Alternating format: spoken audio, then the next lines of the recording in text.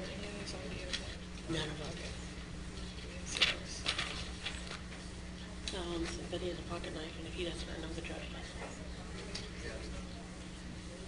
Well, we already introduced one. Can we just- Introduced one. I was like, really? Scissors that we can use for this other one when the time comes. Thank you.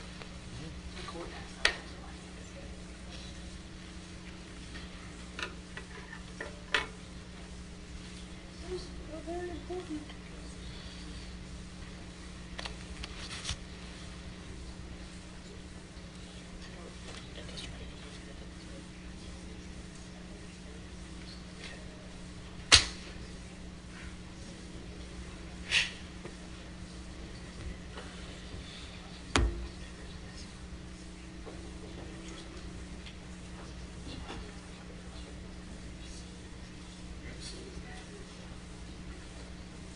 Just do them all simultaneously. And on the side.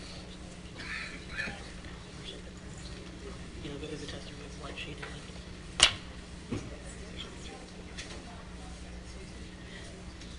Oh, yeah, you're right. It's just. This is the exact document. That's far.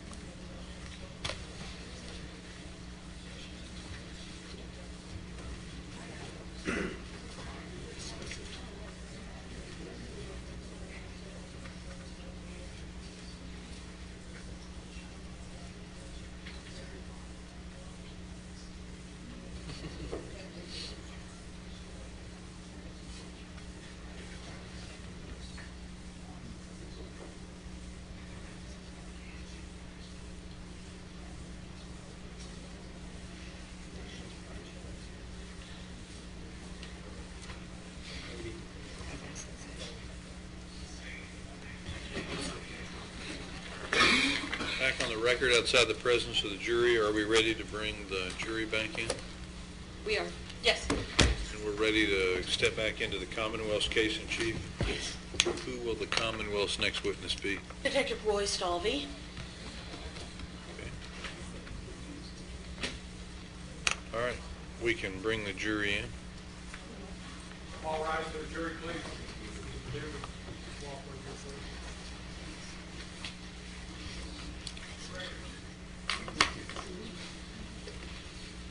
I forgive you. Thanks. Mr. Schuler, you need to stand up.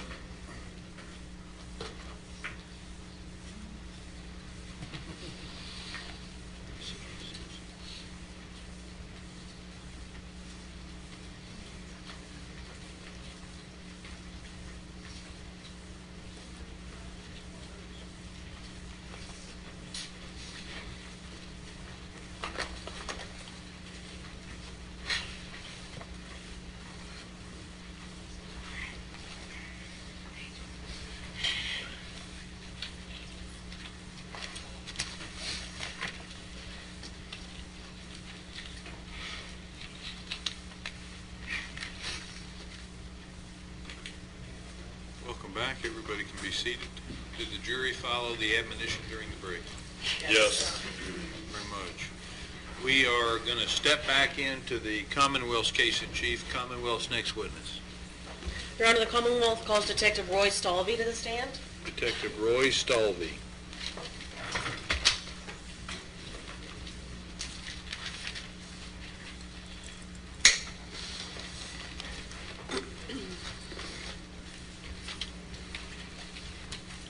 Detective, if you'll come up to the witness stand, please. Where you have a seat, I'll place you under oath. Do you swear or affirm that the testimony you're about to give will be truthful? I do. Thank you. Have a seat. Be comfortable. I encourage you to sit up close to the microphone. It's adjustable for your height. Keep your voice up good and loud so we can all hear your testimony.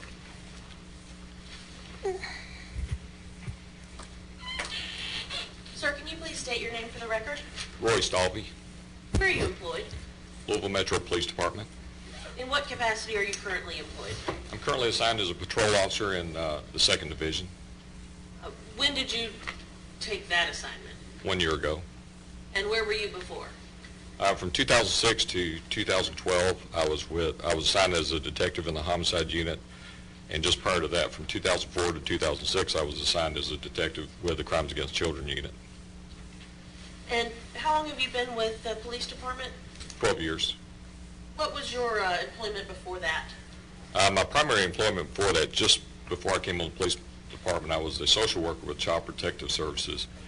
And prior to that, I served in the Air Force for 21 years, active duty.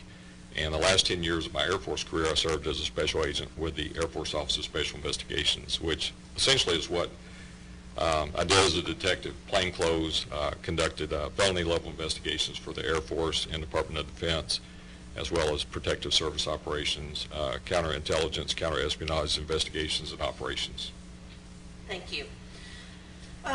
Were you working with LMPD and in the Homicide Division in May of 2011? I was. And were you called out to a scene on May 11th of that year? Yes.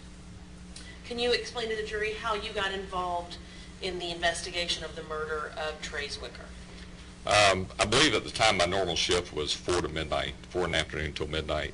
I had arrived at the office, and somewhere around 4:45 in the afternoon, another detective, Detective Dennis Embry, told me that Sergeant Marcus Latham, also of the homicide unit, had requested that we respond to Liberty High School to assist in a homicide investigation. What did you do when you arrived at the scene? I made contact with the, I think en route I learned that Detective Scott Russ was going to be the lead investigator. And so when I arrived, I made contact with both of the sergeants from the homicide unit, Sergeant Latham and Sergeant Aaron Kroll, to find out what they wanted me to do. What did you do when you arrived? Well, they determined that there was nothing for me to do at that point at the actual scene, so they requested that I go to the victim's address, which I believe was 13, if I may just look at my investigative letter. Yes, please. 1356 Film Drive, which was fairly close to the area, and secure the residence because they wanted to get a search warrant to search the house. And so I left there and went to the address, and then once I arrived, I was the only one there, and so I just wanted to determine if there was anyone in the house. I checked the front door, knocked on the door, I got no answer, and I was unable to. I just turned the doorknob to see if it was unlocked or locked, and the front doorknob was inoperable. In other words, it just kind of spun. It did not have a function where you could actually open the door. Can I interrupt a minute? I've got a technical issue I have to deal with here at the bench. If I can have the attorneys come up.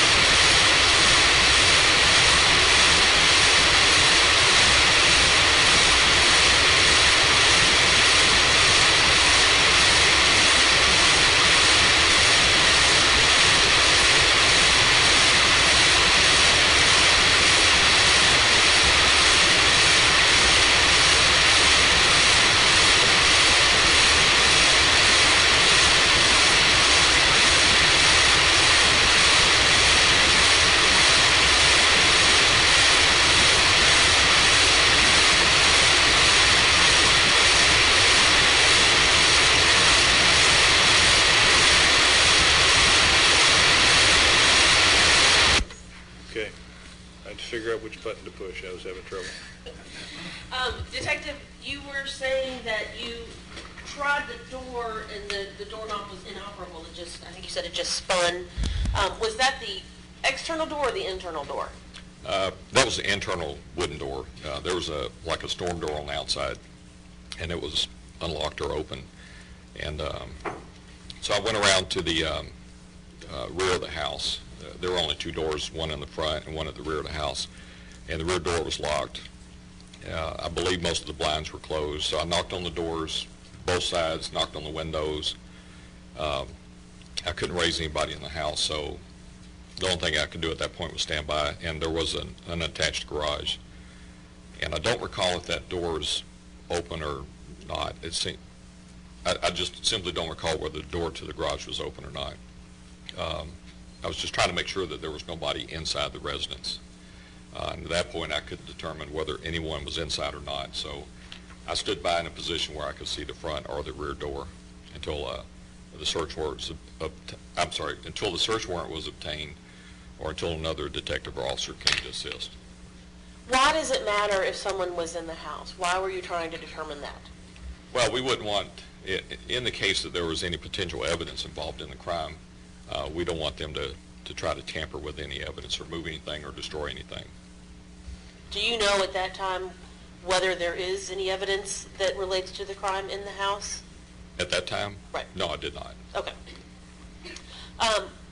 You said you were waiting for the search warrant to be obtained.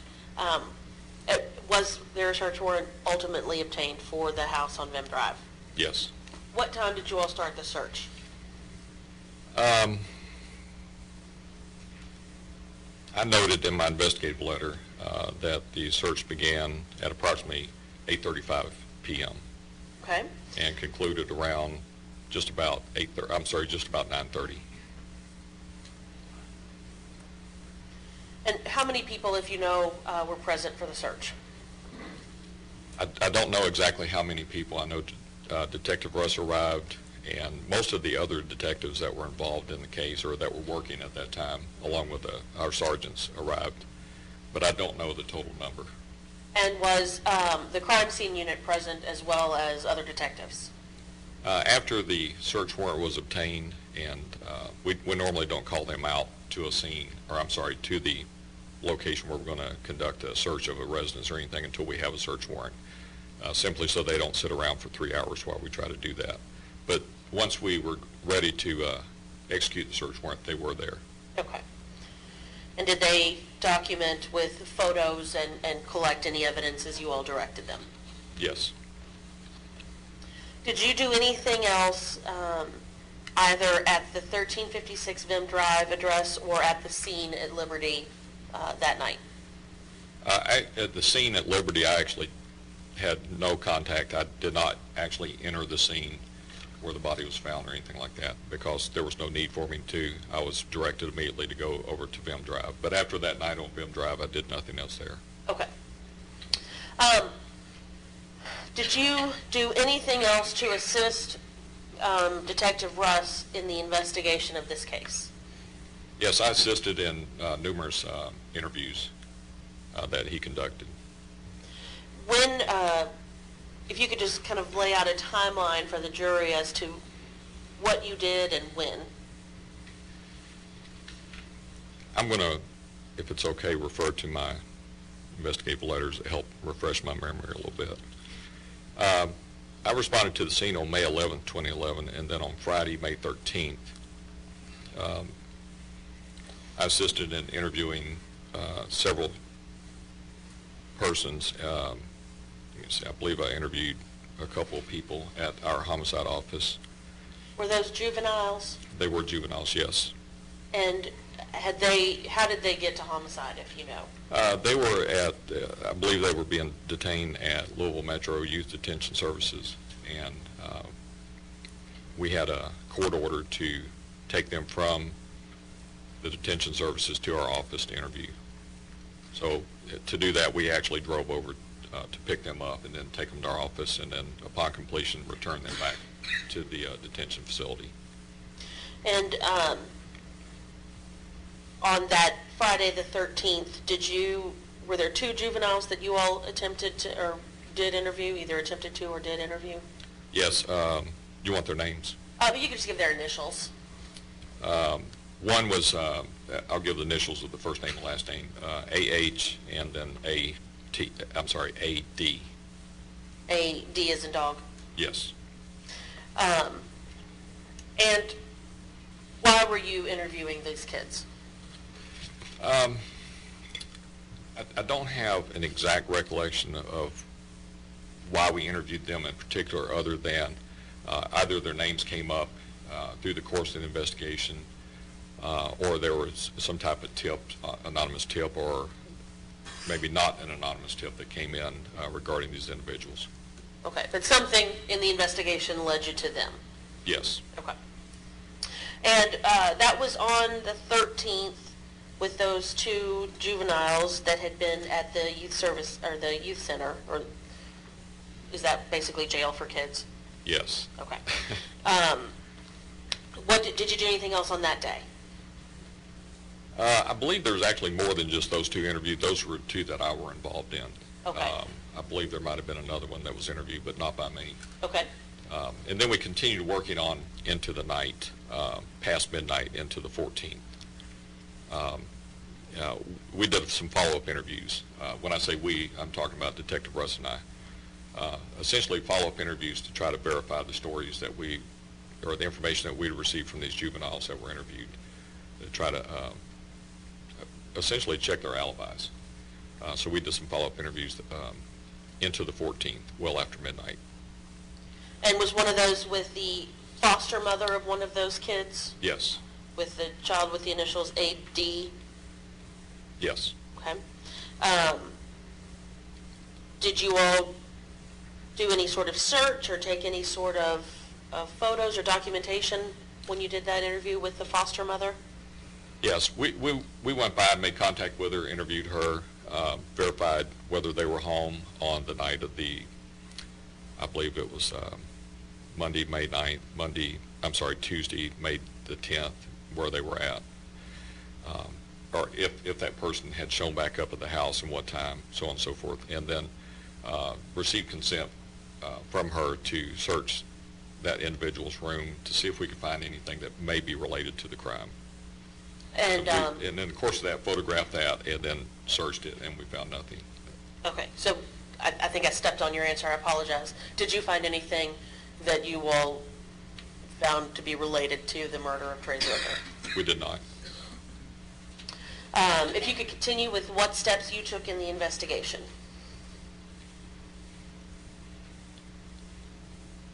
On May 14th, this would have been the following day, late at night, closer to midnight.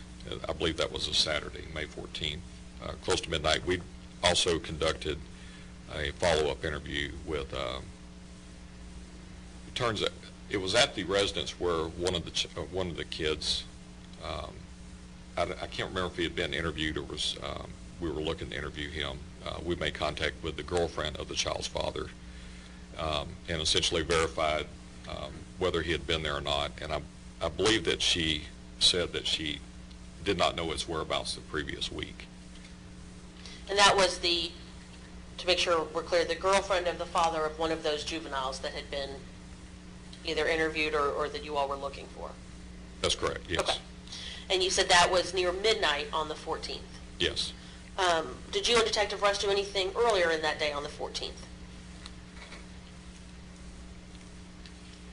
Yes, we did. And of course, it appears I have this all out of order, so you may have to work with me on this. Okay.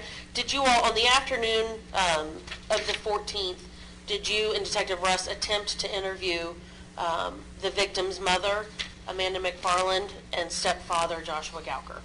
Yes. And you tell the jury what happened when you went to try to do that? We went over to Vim Drive. We were trying to locate Amanda Gowker to interview her, as well as Joshua Gowker. And I believe I can't remember if they were there when we first got there or not, but I know that we did interview Amanda at her house. Detective Russ had asked Josh Gowker to leave the house so that we could talk to her alone. We did not want him there with her. And that's normal course of business. It's not very effective to interview someone. Was that actually on the 14th, or was that later on the 19th?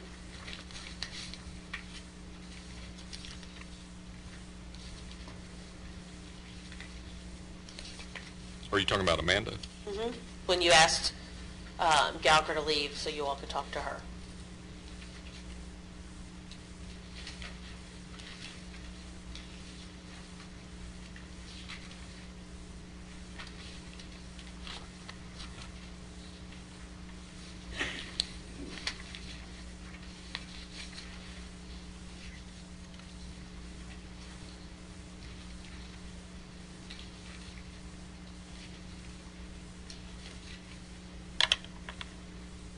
I'm sorry, you're correct. It was actually we interviewed Amanda Gauker on May 19th. That was when it was at the house and you all asked Josh Gauker to leave. Right. Earlier in the day, on May 14th, we interviewed John Robertson, Cassie Gauker, and Josh Gauker. Okay. And Sorry about that. no, it's okay. There was a lot going on over a couple of weeks.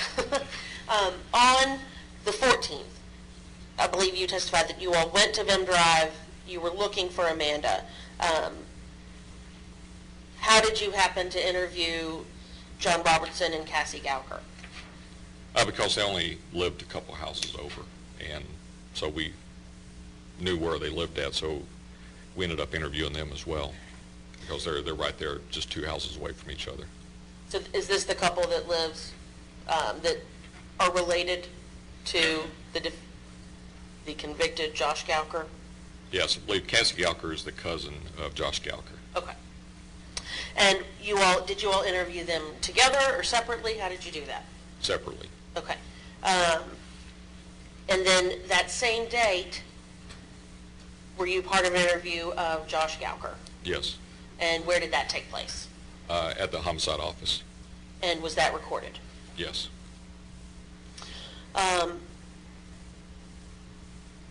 What about on the 15th?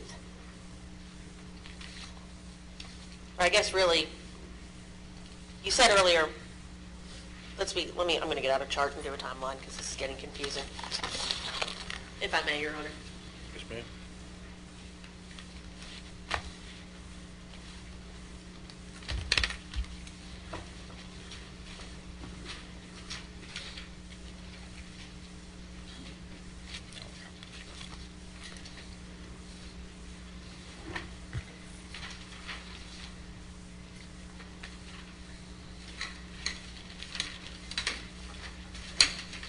Is this okay, Judge?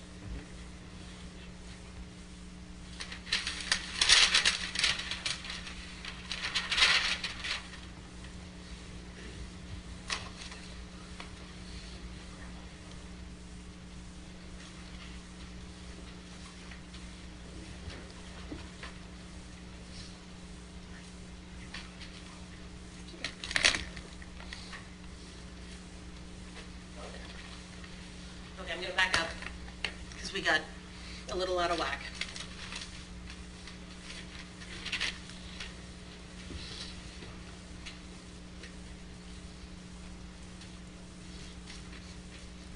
So it was on 5/11 that you secured the home of the victim on Vim Drive and you all executed a search warrant. That's correct.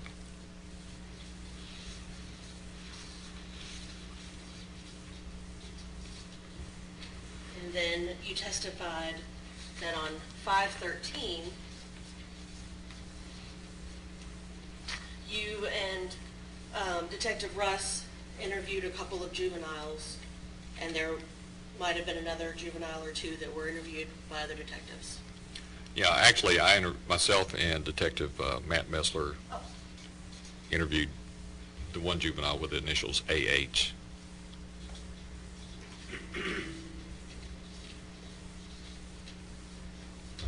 And then Detective Russ and I interviewed the other juvenile with the initials of AD. Okay? And then was this around 11 o'clock at night that this started? The interviews of the juveniles? The first was that Detective Messler and I interviewed was around 8:40. Okay. I'm sorry, 9:40 p.m. on the 13th. And then the second that you and Detective Russ did? It's around 11:14 p.m. And did that go into midnight, after midnight, so that we're now on the 14th? Yes. Okay, so now we are early morning, 5:14, and you testified that you interviewed the foster mother of AD. That's correct. And that was about 1:35 in the morning.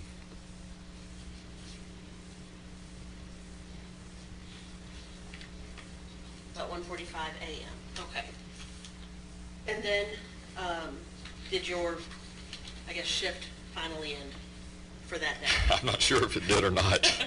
Okay, The shift never actually really ends, but I don't recall if we interviewed anyone else that night or not. okay.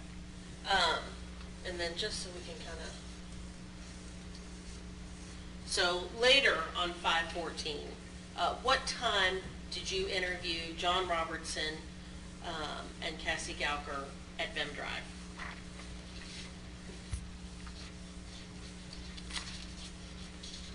That was on, I'm sorry, do you have May 14th? Uh-huh. Okay. Detective Russ and I interviewed John Robertson at about 4:25 in the afternoon. And then what about Cassie Gauker?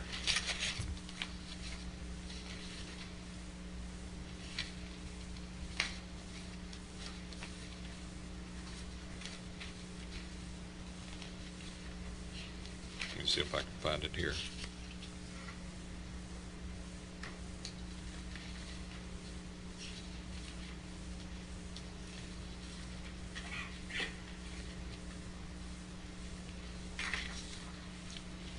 That was at 5:05 in the afternoon.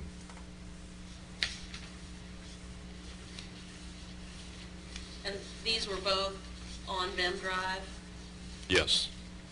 and were those recorded? I don't believe they were.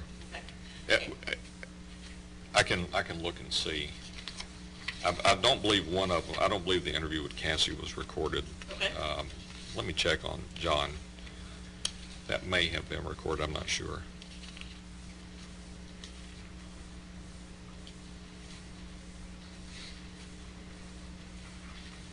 You would think I would have this memorized where they're at in this stack here, but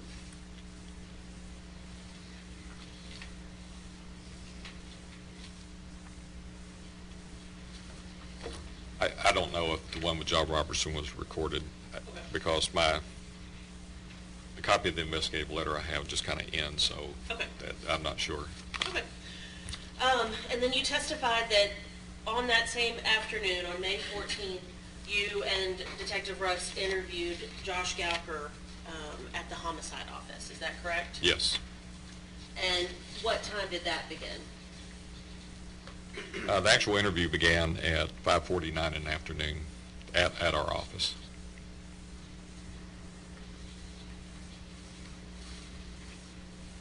And you said that was recorded. Yes, it was video recorded. What about later that night? You testified about interviewing the girlfriend of the father of one of the juveniles. Yes.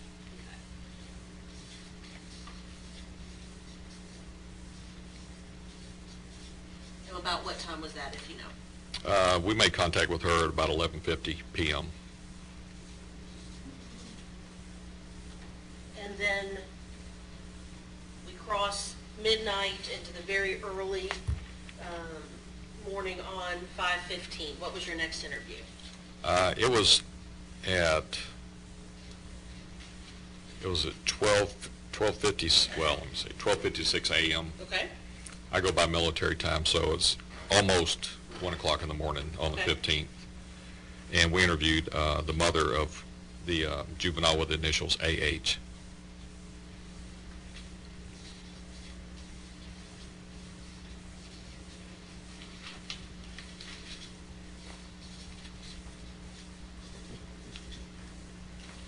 Okay, so then, is that a fair summary of what you did as far as interviews on that, during that shift? Yes. Okay.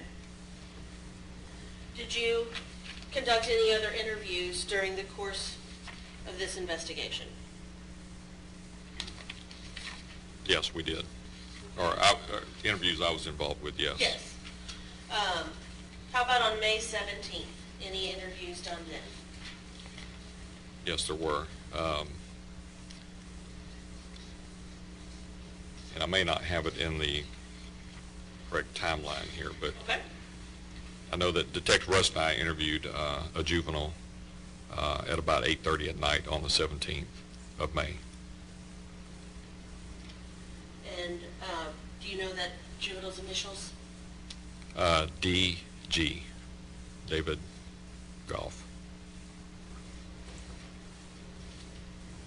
Okay. Any other interviews that day or evening?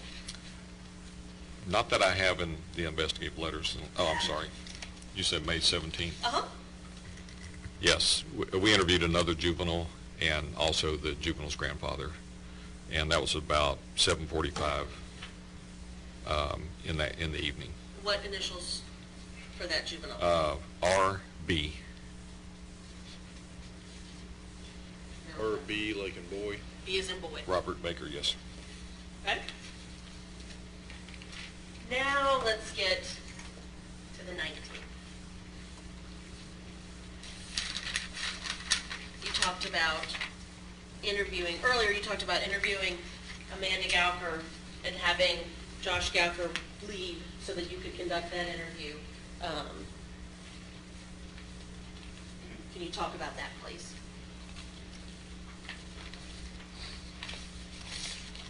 I'm going to find it here real quick just in case I need to refer to it for anything.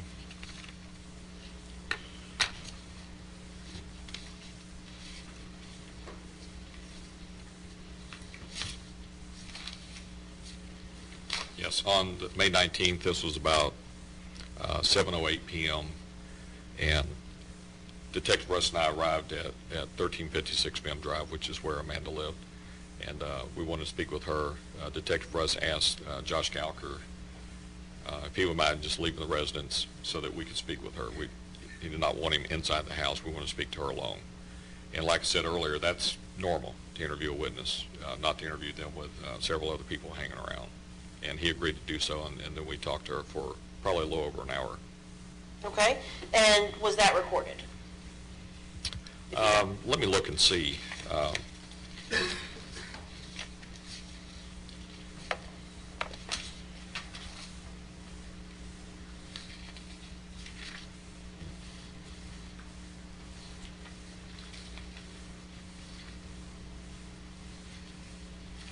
I don't see anything that tells me it's recorded, but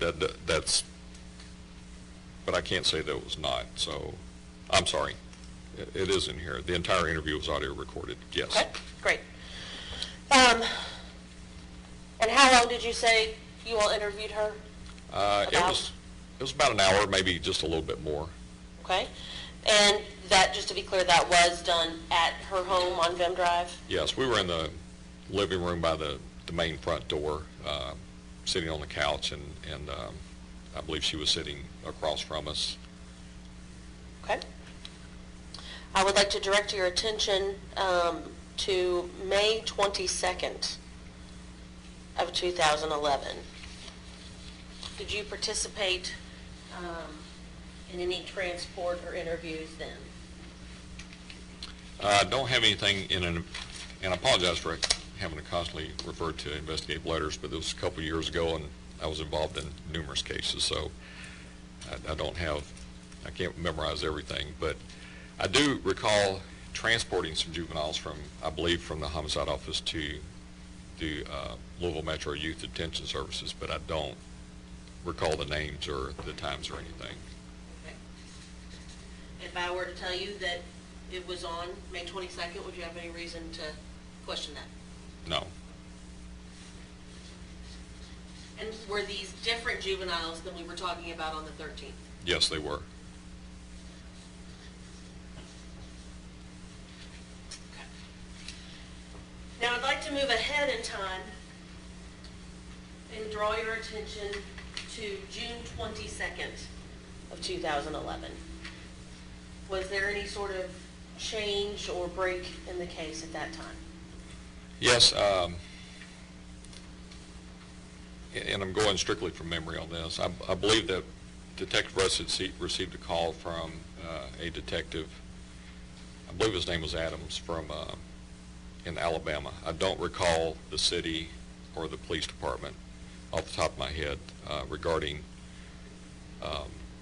Josh Gauker, who was incarcerated there, that apparently he wanted to speak to Detective Russ with information on this case. And what, if anything, did you all do as a result of that phone call? What we, obviously, Detective Russ coordinated with our bosses to make sure that we could go. We can't just leave town when we want to. We received approval.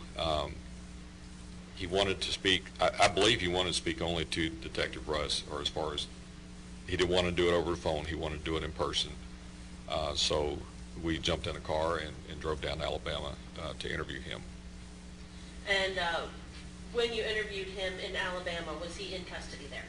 Yes, Was it a recorded interview? yes. Was it audio and video? I believe it was, yes.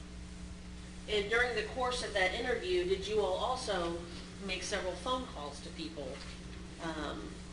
as it related to the information he provided in that interview? Yes, actually, Detective Russ made the phone calls. Okay. I just observed on some of it where he made the phone calls with Josh Gowker to 3 or 4 people in regards to the information they had on who committed the murder. And do you know who those 3 or 4 people are, or is it recorded in the letter? I actually don't have a copy of that investigative letter. Okay. But I believe it was Cassie and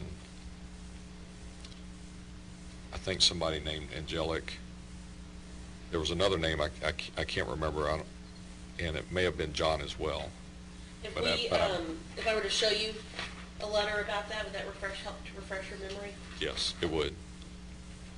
Give us one moment to find it. Jeff, may we approach while Yes, come up.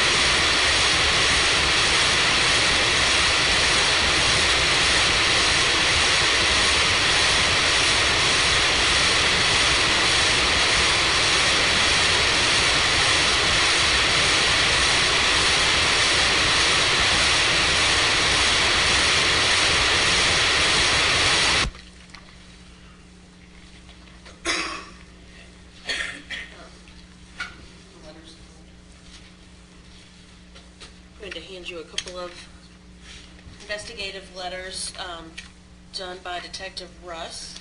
Give you a moment to take a look at those. See if you can refresh your memory as to the names of the people to whom he made phone calls, or to whom Detective Russ made phone calls while interviewing Gowker.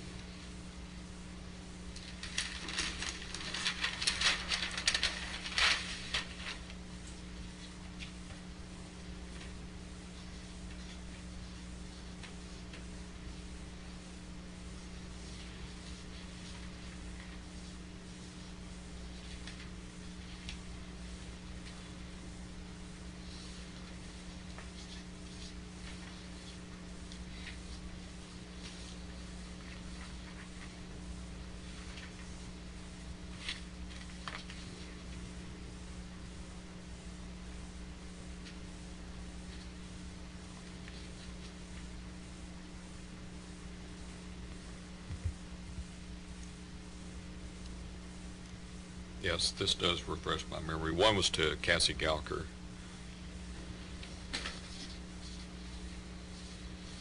Okay, any other? And the other was to his mother, to Josh Galker's mother, Ruby Jessie.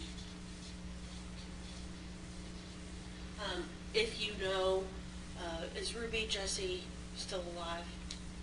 My understanding is she's deceased.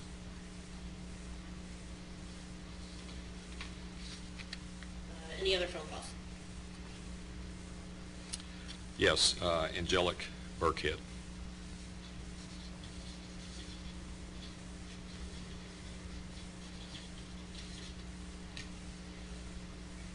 And any others?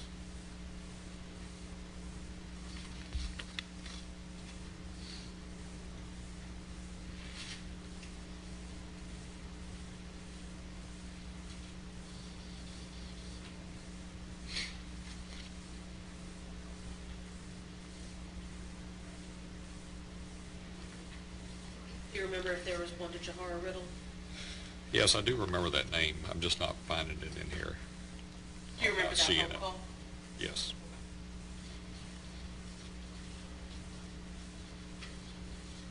And obviously, you all were interviewing Galker in person. These four were all via telephone, is that correct? That's correct, because we were in Alabama. Okay. And were these phone calls recorded during the course of your interview with Galker? Yes, I believe they were on speakerphone. Okay. So that was on June 22nd. Did you attempt to do any follow-ups as it related to the information that you received?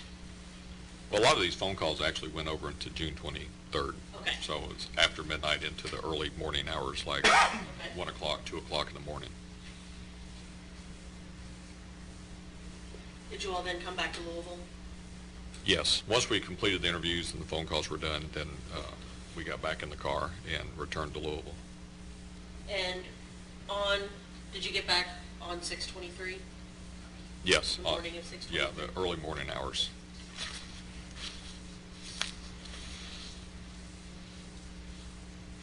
And did you attempt any follow-ups once you got back in town with any of the people with whom you spoke? Yes, we went to Cassie Galker's house on William Drive to try to make personal contact with her.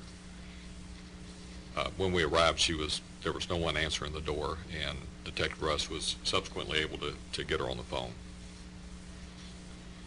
Do you know what time you tried to speak to her at her home? It was about 8:15 in the morning on the 23rd of June. And then, do you know what time, were you present when Detective Russ spoke with her on the phone? Yeah, it was probably about 10 minutes later. I believe she had called him back, and he put it on speaker.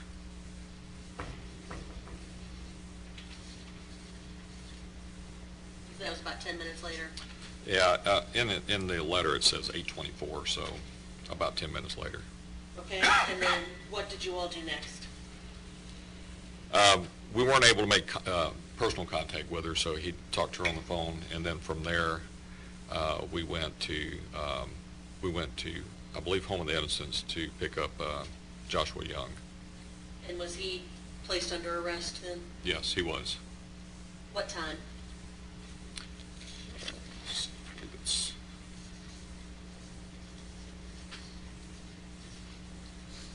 We arrived at Home of the Edisons at about 9:12 in the morning on the 23rd, and then about 9:22 in the morning is when we transported him from there down to our office at headquarters.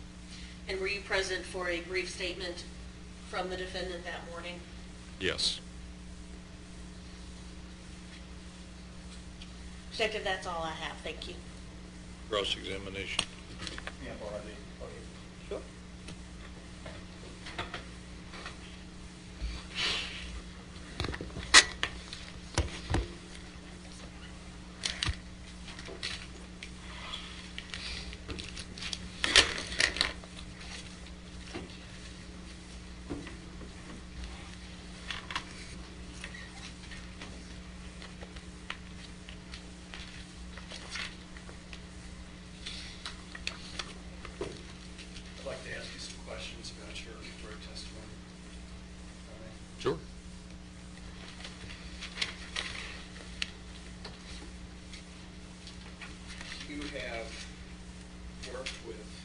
Detective Russ as a detective in the homicide division? Yes, I've actually worked with Detective Russ for 12 years You've worked in with various positions. You've worked with him on other cases, Yes, and you've worked with him as a team, as a tandem team. yes. You've had cases where you've been the lead and he has been not the lead. That's correct. Is the decision with respect to who is the lead detective made at a higher level than you? It's actually made on a rotational basis. Essentially, when it's your turn to take a case, you're at the top of the list, and however many detectives we have, which I believe at the time were about 16, you start at the top when you take a case, you drop to the bottom. And so whether it's, I guess you could say it's a higher decision, the commanding officers decided that's how they were going to do a rotation to try to give you time to work cases in between getting another case. And sometimes that varies simply because someone's in training, someone's on vacation, someone's out sick, and they can't take a case. But essentially it works off a rotation. So it's known in advance who's going to pick a case up. On May 11th, in 2011, it was Detective Russ's turn to be lead. Obviously it was, yes. You arrived at the scene and reported to your sergeant. Yes, those were the first people I saw were two of our sergeants there. Your sergeant told you that Detective Russ was going to be the lead detective on this case. I may have found out before then, I don't remember, but it was pretty common that we would know who would be the lead detective. Did you receive directions from Detective Russ as to what your responsibilities were? At the scene? No, I didn't have contact with him at the scene. I had contact with my two sergeants. When you got to the scene, though, did you talk to Russ when you were at the scene? No, like I said, I did not have contact with him at the scene, or at least not that I remember. Where did you get your instructions with respect to traveling to Amanda's home? Who told you to go there, and who told you what to do in connection with this? My sergeants. Were you briefed on the information that was collected at the scene of the crime before you went in to Amanda's house? I don't understand what you Did mean. you know what had happened at the scene, or did you go in cold when you went to Amanda's house? Well, I didn't know, I did not go down into the scene, at the actual scene, to look at the body or to examine that because I did not have a need to. I was briefly told by the sergeants that it was a juvenile. It appeared that he may have been beaten, but having been to close to 350 homicide scenes, sometimes it's not apparent what the cause of death is. We just don't know. But that's what it appeared to be, and that and the address that they were sending me to, they told me that's where he lived, and they wanted me to secure the scene because we don't know how he got from his house to that location, so we didn't know if there was any kind of evidence at the house or not. Essentially, that was the kind of the basics of it, what I knew. And you said that a search warrant was obtained to access the house and search for evidence. That's correct, yes. Is it possible, is there a way to access information, to search a house without getting a search warrant, and would that be a consent waiver? Could you do it by consent waiver? We could, but yes, you can actually receive consent from someone to search a house, but in the homicide unit, we rarely did consent searches in an area where we think there may be or there could be potential evidence linking directly to the crime. So in this particular case, you did not ask property owners, which would be Amanda, perhaps even Gallagher, if they would agree for you to come in and search their house? I did not, because I did not have contact with them, and that was the decision was already made by my sergeants to secure the residence for a search warrant. At that point, I would never just ask them for consent, because that would be going away from what my bosses said they wanted. So when you went to the house, you said I think it took about 3 hours to get the search warrant. I don't know how many hours it took because I don't know when they started. I know when I went there, I called Detective Anthony Wilder, who was writing the search warrant, and provided him information about the house, so we could detail information in the search warrant as the location of the house, the address, what it looks like, or if there are any numbers on the house, where it's located, if there are any additional buildings on the property like the detached garage. So I provided him with that information when I arrived. And when you arrived, after you had the search warrant, was the crime scene unit already located at that particular place? I'm sorry, I When didn't you understand. arrived, was the crime scene unit already there, or did you have to wait for them to get there? No, I arrived and I was the first detective officer on the scene to secure the residence, so nobody was there but me. And then the crime scene unit appeared at the residence? They arrived? At some point they did and that's a coordination that goes on either between a detective or a commanding officer with a crime scene unit. Like I said earlier, we don't want crime scene units just sitting there waiting 3 hours or 2 hours or however long it takes to get a search warrant, just sitting there wasting time. So what we do is once we have the search warrant signed or whatever or close to it, typically they will be contacted to respond to that location. It makes more effective use of their time. As I understood your testimony, Detective Russ, the lead detective, joined you at that location. At some point he did, yes. And Detective Russ had been at the scene and examined the scene of the crime. That's my understanding, yes. Did you take the lead in pointing out to the technicians which pieces of evidence might be important? Not necessarily. I didn't take it as the lead, no. Did Detective Russ, did he take the lead as far as saying we need to take this evidence, we need to take this picture, et cetera? Was it just left to the technicians to make decisions about what evidence to collect? It's never left to the technicians to make decisions about what evidence to collect. Typically, and I'm talking in a typical sense, the lead detective will go through, or someone that's assigned to take care of that function. In other words, the lead detective does not always work the crime scene itself, does not always work the search warrant itself, depends on what they have going on or what the responsibilities are. Sometimes it's appointed to someone else to do that, but in this case I was not appointed as the lead to go through the house and point anything out in particular. Did you go in every room in Amanda's house? I believe I did. And did you go into the garage? That I don't remember. I can't remember if I went in the garage or not. And would the technicians that collected the evidence would be in a better position than you to describe what was taken into evidence? Yes. Because it's been 2 years. Yes, and I It's did, hard to remember. and since I did not actually collect evidence, Right. So I'll leave my questions for them about the evidence. But I do want to ask you, when you were at the scene, were you looking for something in particular that might be relevant in this death investigation? Were you looking for an object or anything at all in particular? well, it's actually not a death investigation, it's actually a homicide. And we were looking for anything that may be used as a weapon.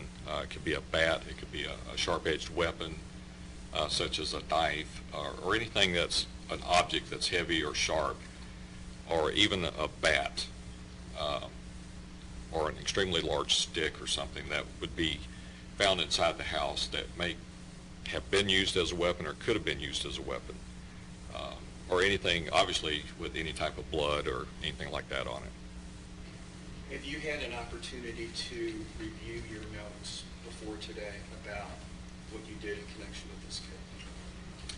Yes, the majority of the notes are actually investigative letters written by Detective Russ. I actually wrote very few investigative letters because almost everything I did in this case was with Detective Russ. Did you review Detective Russ's investigative letters prior to testifying today? I don't know if I reviewed all of them. Some that were provided to me, I've reviewed, yes. And did you listen to any tapes of any interviews? I have not. And is your memory good with respect to all of the activities that you engaged in this investigation?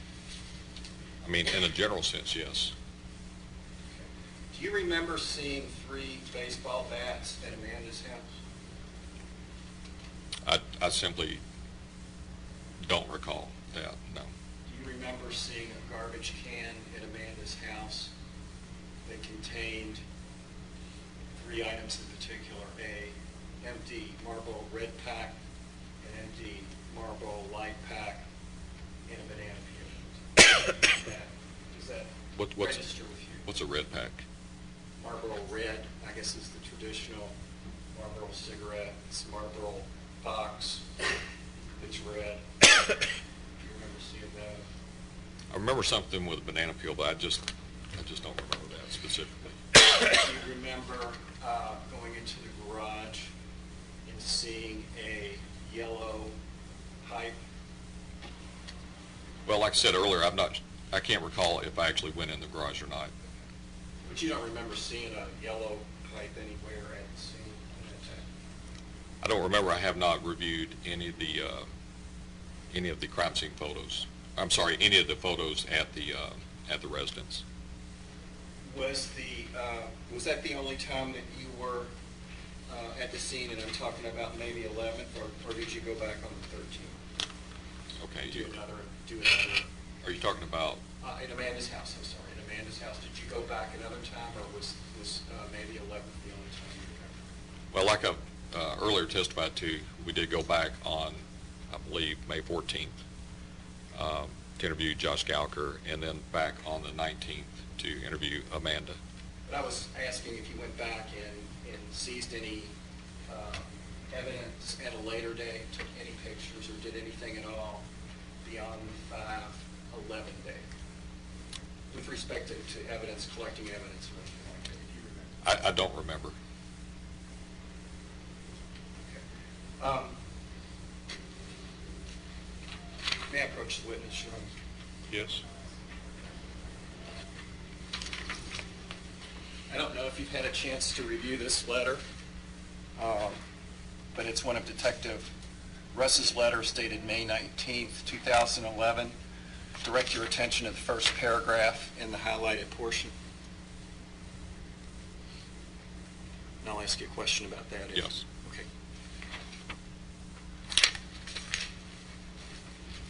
You testified that on Thursday, May 19th, that you and Detective Russ went to Amanda Gowker's house on Dim Drive. Yes. Do you remember what the reason was why you went there? To interview Amanda. Did you go there because Amanda would not come to the homicide office to be interviewed? No, we went there to interview her. Now, whether I don't remember if it was because, I'm not aware of that she wouldn't come down to our office, so that's why we went. All I know is that I accompanied Detective Russ to go there, and once there, she did not want to come to the office